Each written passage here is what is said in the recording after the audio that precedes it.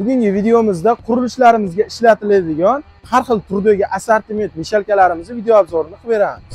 Zavodskiy betona mishalkalarimizda 2 xil, 3 xil assortiment turlari bor. Bularimizni ko'rsatib o'tadigan bo'lsam, birinchidagi aravachali, bemalol o'zidan orqadan motorlari qo'yilgan 220 ga ishlaydi.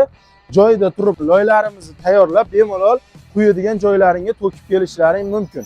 Yetalash qulay va ancha zo'r. Endi bunimizda samodelka sifat qilib ishlab chiqarilgani bor, lekin bunimiz zavodskiy.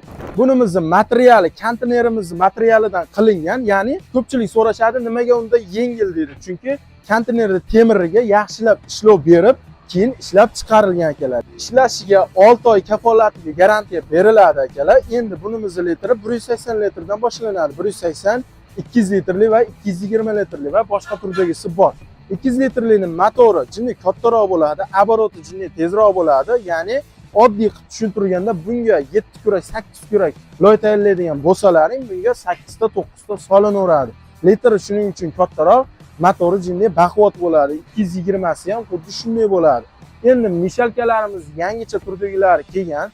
Eng kichkinasi 200 litrdan boshlanadi. 200 litr, 230 litr va 250 litr. Bunimizda faqat betonga ishlatish shart emas akalar. Meva quritkani ishlatsalaring bo'ladi. Dehqon akalarimizga, chorvalarga yem aralashtirgani ishlatsalaring bo'ladi. Bu mishalkalarimizga nisbatan yangilari kelgan, motori kattaroq bo'ladi.